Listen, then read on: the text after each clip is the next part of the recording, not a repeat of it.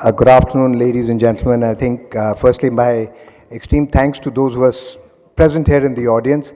We've been a little thin on the ground, and for that, I have to apologize to my panel for the fact that we don't have too many people sitting in the audience. But I'm sure we'll make up for this sometime later in another conference.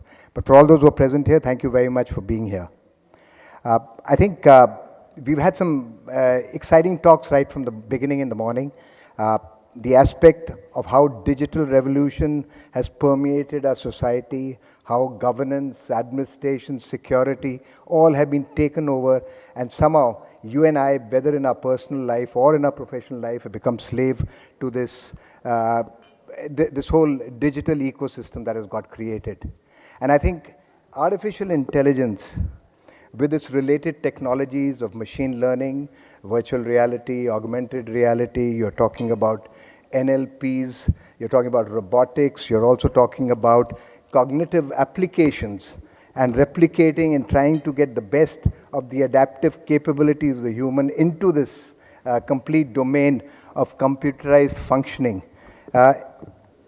Looks exciting, has started happening, but I think looking at the positives of it, I think there are two or three things that it has done.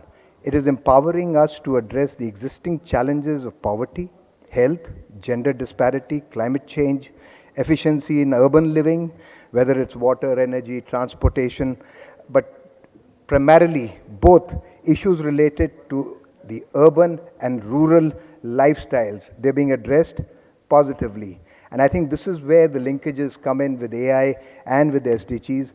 These outcomes which we are talking about, which can be facilitated, addresses all the 8 SDGs in a very, very profound manner.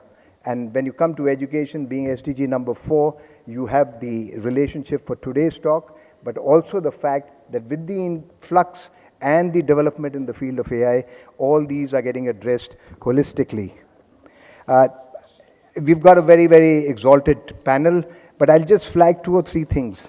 As far as education is concerned, I think what has come out beautifully in the last few sessions, I think both students and teachers are benefited from it. I was just looking at the statistics which had come out by one of the reports that had been put in, and it said that the teachers take about 43% of their time is consumed in teaching, but planning lessons is 13%, marking of tests is about 11%, and I think doing administrative work is about 7%. So when you have AI which will facilitate these areas of work, I think you would have greater capability by the teaching staff to be able to deal with the students and to be able to give them the necessary instructions. I think the aspect really that comes out, it is breaking down silos between the schools and the traditional grade levels. It is doing and providing you a platform for 24/7 education. You really don't have to be captive to a system, but you could self-educate yourself to get to different levels of competencies. But as what was flagged in the last session, the issue of AI ethics, regulations, values, these are still extremely gray areas, and I think those will have to be addressed when you're looking at addressing these issues as far as the people in the education sector are concerned. As far as the SDGs is concerned, I was just looking at a report. It says that 79% of sustainable development goals will be positively impacted with the help of the AI and its related technologies. As you said, SDG number 1 looks at poverty, 4 at quality education, 6 at clean water and sanitation, 7 at cheap and clean energy, and 11 at sustainable cities. But I think more importantly, when you're looking at the SDGs, there are issues which would come out.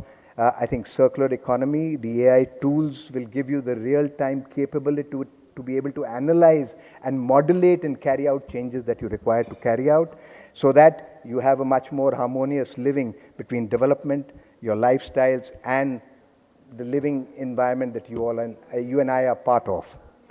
I think issues related to circular economy, looking at low carbon systems, emissions, all are going to be positively impacted. But as I said, I think the flip side of this remains is that this is a dangerous area. We will have to see who is going to be the regulator, how are you going to put the right checks and balances, where do the ethics come in, and that will be the fundamental for ensuring that we harness this capability beautifully. With that, as I said, I have two people on this panel whom I've had the pleasure of working with and continue to work with, and both I'm a fan of. One is an educationist, Dr. Amita Vattal, and I've got Dr. Ashok Khosla, whose tutelage I am really in the Club of Rome. And of course, we've got two other friends here, both, one looking at the journalistic field, one who has himself worked at a larger level in the developed world on issues related to the SDGs and the sustainability issues as well.